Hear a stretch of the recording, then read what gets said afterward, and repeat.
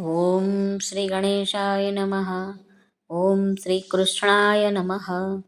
ઓમ શ્રી વાસુદેવાય નમઃ. ઓમ શ્રી હરિકૃષ્ણાય નમઃ. આજે વૈશાખ વદ 11 એને અપરા એકાદશી પણ કહેવામાં આવે છે. એ એકાદશીની વ્રત કથા આપણે આજે શ્રવણ કરીશું. બ્રહ્મપુરાણમાં આ એકાદશીનું મહાત્મય વર્ણવ્યું છે. અપરા નામની આ એકાદશી અનંત ફળ આપનારી છે.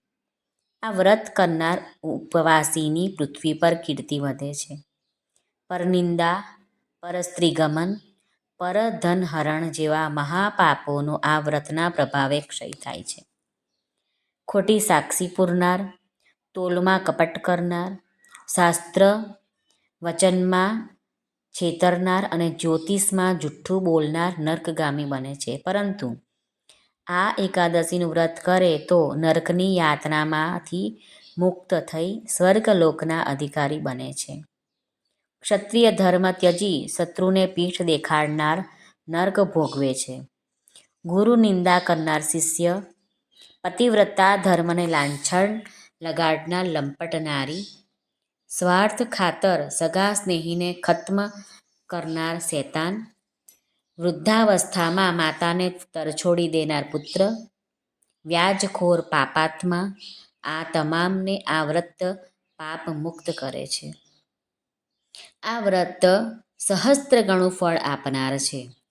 કાર્તિકી પૂર્ણિમાએ પુષ્કળ તીર્થમાં સ્નાન કરવાથી, મકર સંક્રાંતિએ પ્રયાગમાં સ્નાન કરવાથી, સિંહનો ગુરુ હોય ત્યારે ગોદાવરીમાં સ્નાન કરવાથી, સૂર્યગ્રહણના દિવસે કુરુક્ષેત્રમાં સ્નાન કરવાથી, શિવરાત્રિના દિવસે કાશીમાં ઉપવાસ કરવાથી, ગયામાં પિંડદાન કરવાથી, કુંભમાં કેદારના દર્શન કરવાથી, બદ્રિકાશ્રમની યાત્રા કરવાથી તથા યજ્ઞમાં હાથી, ઘોડા અને સુવર્ણનું દાન કરવાથી જે ફળ પ્રાપ્ત થાય છે એ જ ફળ આ એકાદશીનું વ્રત કરનારને પ્રાપ્ત થાય છે. પાપભીરુ જીવાત્માએ આ વ્રત અવશ્ય કરવું જોઈએ. અપરા એકાદશીનું વ્રત કરી વિષ્ણુનું પૂજન કરનાર પાપ મુક્ત થઈને વૈકુંઠમાં જાય છે.